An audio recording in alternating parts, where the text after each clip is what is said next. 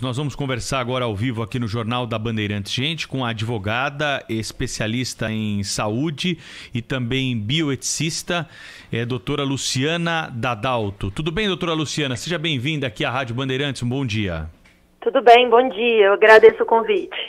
O objetivo aqui da entrevista, né, de conversar com a senhora que é especialista no assunto, é entender um pouco melhor, né, quais são os protocolos que estão sendo utilizados aí por hospitais para decidir para onde devem ser destinados os recursos e evitar uma demanda jurídica depois, porque, claro, que nós estamos com uma situação bem difícil, né? E em alguns lugares já verificado o colapso na rede pública e privada de saúde. Tudo por conta da pandemia do coronavírus, esses números estratosféricos que temos registrados aí de internações, pessoas que desenvolvem as formas mais graves da Covid-19. Já existe uma orientação para os hospitais? Existe um caminho jurídico que possa evitar problemas nos tribunais depois para essas unidades de saúde, doutora Luciana? Infelizmente, ainda não.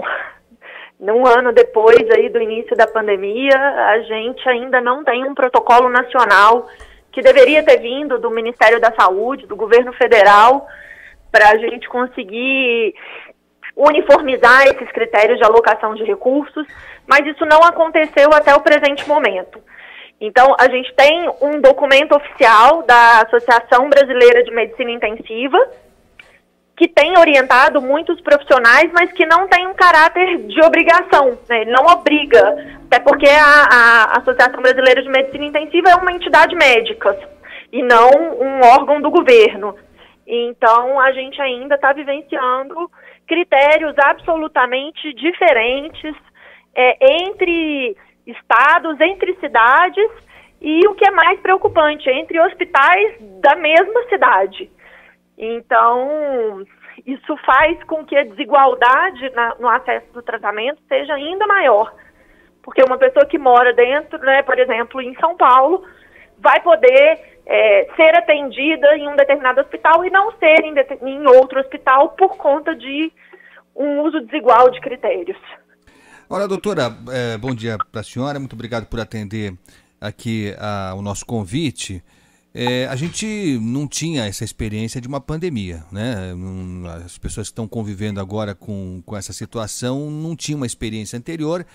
E tudo realmente é muito novo. Então a gente até entende que alguns protocolos, algumas decisões tenham que ser tomadas ao longo do percurso, porque a pandemia de fato é muito dinâmica.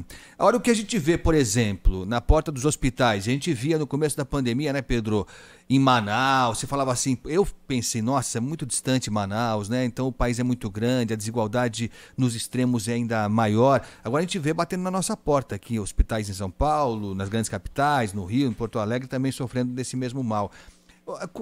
Existe, independente da decisão centralizada que seria o ideal do governo federal, independente disso que não veio ainda e acho que não virá, como é que o profissional de saúde, o responsável por decidir se a pessoa vai para a UTI, quem vai para a UTI, quem aguarda, quem vai ser transferido, como é que eles decidem isso na linha de frente? Bom, é bom a gente lembrar que, assim, diferente dos Estados Unidos e da Europa, em que realmente a pandemia foi o primeiro grande momento de discussão de alocação de recursos, a gente já tinha falta de recursos no Brasil, antes da pandemia. Os médicos, os profissionais de saúde sempre relataram a necessidade de escolher dentro de um plantão quem é que receberia o leito e quem não receberia. Ou seja, a gente já tinha no começo da pandemia muitos estudos sobre esse tema no Brasil, o que não era uma realidade nos países mais desenvolvidos. Então, a gente já sabe mais ou menos, né, o caminho a se percorrer. A gente tem que pensar sempre no benefício, ou seja, na escolha ou tentar encontrar qual paciente que vai mais se beneficiar daquele leito, daquele recurso escasso. A gente precisa lembrar que existem parâmetros legais que não podem ser esquecidos aí nessas escolhas, e o principal deles é a vedação constitucional à discriminação. Se vocês fizerem uma pesquisa entre a população brasileira, é muito comum que a população aceite a ideia de que a gente tenha que dar esses recursos para pessoas mais jovens em detrimento das mais velhas, por um critério de idade. E esse é um critério absolutamente ilegal, absolutamente inconstitucional. Ilegal? Sim, porque nós estamos fazendo uma discriminação, não é pela idade que eu vou fazer uma escolha. O critério deve ser, segundo a legislação brasileira, para aquele paciente que tem mais chance de sobreviver, né? Exato, tem melhores condições clínicas de se beneficiar daquele recurso. Mas não tem como ser muito objetivo, né? Vamos ser verdade aqui, né? Não tem. O critério de mais chance de sobrevida que é adotado por um médico pode não ser o adotado por outro médico em situações muito parecidas, né? Mas é que nós temos já protocolos, a gente tem escalas já que os médicos conseguem pontuar. Para você ter uma ideia, até algoritmo que ajuda nesse cálculo, nós já temos no Brasil, a gente já tinha antes da pandemia. Então, assim, realmente não é de uma objetividade extrema, mas ele ajuda, ou esses critérios ajudam muito a que a gente não se perca, especialmente por esse viés da discriminação, que é uma coisa muito real, né? Seja discriminação por idade, seja discriminação por deficiência, por gênero, por raça. Então, a gente tem várias formas de evitar essas discriminações que acabam acontecendo. Agora, me diz uma coisa, doutora Luciana. Os gestores públicos, eles podem ser responsabilizados por essa negligência? O que há hoje na legislação que pode ser levado em conta aí num julgamento de um caso como esse, hein? A responsabilidade dos gestores, ela é uma realidade, né? E é uma possibilidade muito grande nessas situações. Só que a gente vai ter que provar, num eventual processo judicial, que o gestor poderia ter agido e não agiu, ou seja, ele foi omisso. Então, é diferente da gente pensar lá no começo da pandemia, em que a gente poderia ter chegado à situação que a Itália chegou naquele primeiro mês. Era algo absolutamente imprevisível. Mas quando a gente pensa, por exemplo, no que aconteceu em Manaus, agora em janeiro, e no que está acontecendo no restante do país atualmente, não é algo imprevisível, né? A gente já previa que esse colapso aconteceria. Então, é possível sim, e é o que se defende há muito tempo, né? Que em algum momento a gente comece a responsabilizar os gestores públicos por uma má gestão dessa crise. Sim. Doutora Luciana, eu queria voltar um pouquinho nessa questão anterior da decisão de quem vai ter o recurso melhor e quem vai ter que esperar, se é que vai ser possível esperar. A família dos pacientes, ela tem que ser avisada disso? Porque, assim, é cruel a decisão, é cruel, né? É cruel mesmo. 2 pacientes esperando por um leito de UTI. Um tem mais condições de sobrevida, o outro menos. É sempre uma decisão subjetiva, como o Pedro falou, mas enfim, há que se ter algum critério. A família, as 2 famílias têm que ser avisadas, olha, o seu paciente aqui vai esperar porque a gente decidiu, por questões criteriosas, técnicas e tal, que o outro paciente vai ser atendido. Isso está previsto? Não dessa forma tão explícita.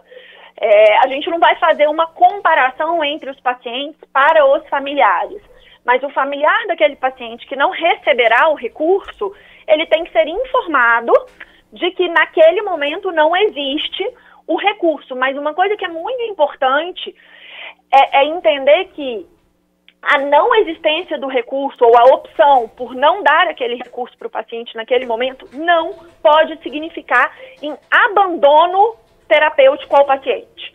Uma coisa é eu dizer ele não vai para UTI, mas ele vai continuar, ainda que seja, né, de uma forma absurda, mas é o que está acontecendo, ele vai continuar no corredor do hospital, mas ele precisará continuar sendo assistido pelos médicos, pelos enfermeiros, por toda a equipe de saúde. Então, a gente não pode confundir a inexistência do recurso ou a alocação desse recurso para quem, teoricamente, tem mais vida, tem mais chance de sobreviver, com o abandono terapêutico do paciente que não vai receber o recurso. Nós estamos conversando aqui na Rádio Bandeirantes com a doutora Luciana Dadalto, né, que é uma especialista aí na área do direito de saúde, né? E existe um conceito que não é muito difundido, né, doutora, que é o da mistanásia. A gente ouve falar em Nossa, eu nunca ouvi falar disso. Eu gostava dessa aula na faculdade de Direito. Eu não sou especialista em nada, a doutora que é especialista aqui, estou acompanhando e aprendendo muito na entrevista. Mas quando eu cursei Direito, Agostinho, eu gostava desse assunto da ética, né, e do direito de saúde, que é muito interessante, né? É a morte por falta de atendimento. Não sei se eu posso resumir assim, né, doutora? A senhora que é especialista, explica para o ouvinte o que é isso e como esse conceito é abordado pela legislação brasileira. Então, a mistanásia, a gente fala, ela é a morte miserável, a morte social. É uma pessoa que morre não porque ela tem uma doença que já está em fase terminal, mas é uma pessoa que morre por falta de atendimento, por falta de leito, por falta de medicamento, por falta de oxigênio. E a mistanásia está diretamente ligada a uma má condução da política pública de saúde. É interessante, assim, a mistanásia é um conceito que foi criado no Brasil na década de 1980.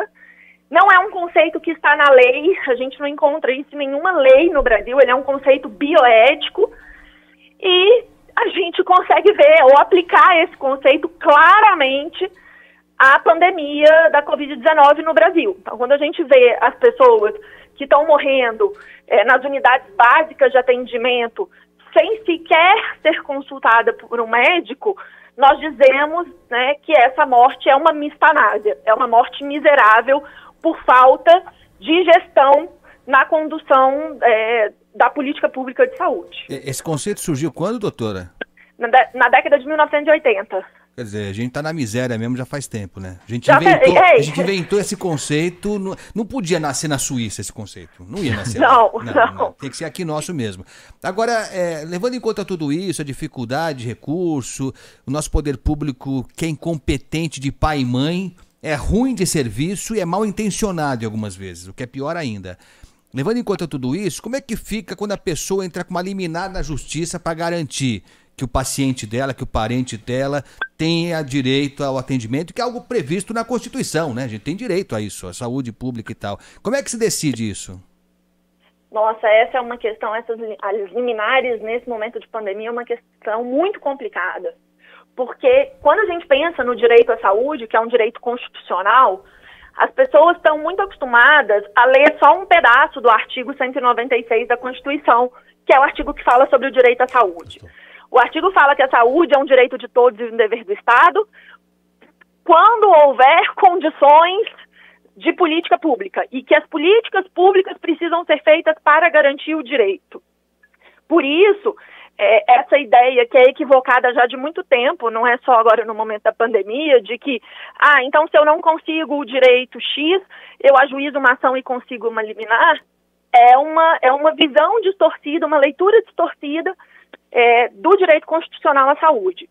Nesse momento de pandemia, isso ainda é mais complexo e a gente já está começando a ver juízes que indeferem esses pedidos liminares dizendo, eu não tenho condições de te dar um leito se não existe leito para ninguém. Então, é quase que uma questão de justiça social. Se não existe leito para ninguém, não é justo que uma pessoa seja privilegiada fora dos critérios técnicos de alocação de recursos, simplesmente porque ela ajuizou uma ação e está pedindo uma liminar. Mas essa é uma questão extremamente complexa, porque a gente chegou no caos. Né? E no caos, o direito, os argumentos jurídicos que a gente tinha, eles vão ficando cada vez mais complexos, porque eles foram feitos para outras situações. É isso, é difícil mesmo. Agora, a pessoa que consegue a liminar, tem vários casos que a liminar é conseguida e mesmo assim o paciente não consegue. Porque não tem, só por isso, né? Por mais nada. Faz o que com essa liminar?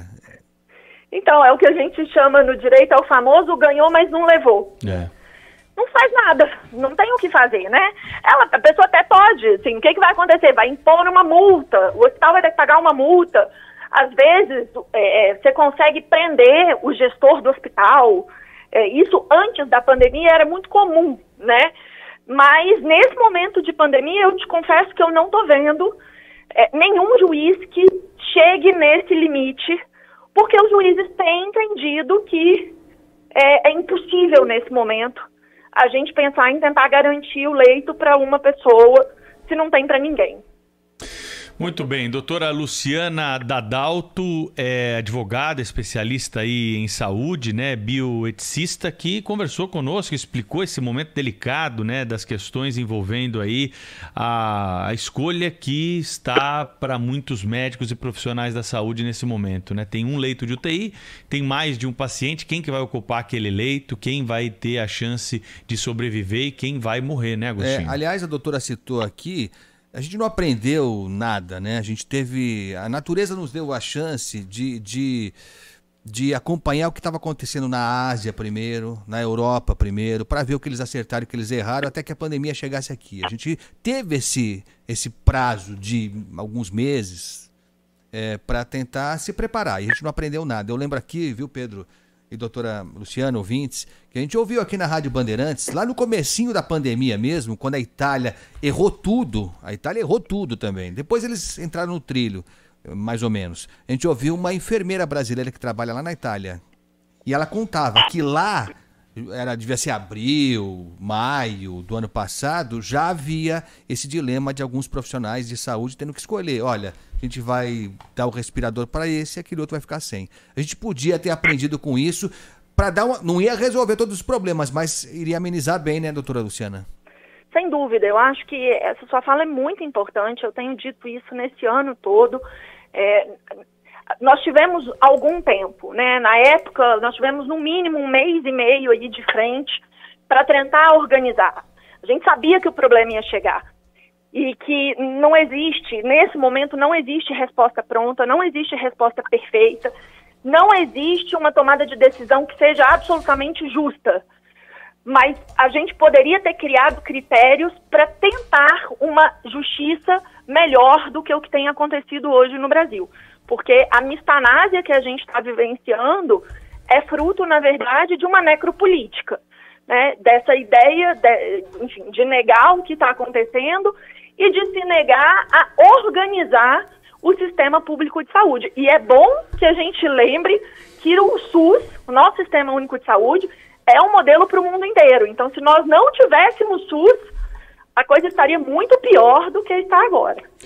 Obrigado, viu, doutora Luciana? Bom trabalho para a senhora aí. Obrigado pela aula aqui, pelas explicações. Vamos torcer para essa situação toda passar logo, né? Mas enquanto estamos ultrapassando ainda esse momento, é muito importante que tenhamos todas as informações a respeito do assunto. Até a próxima.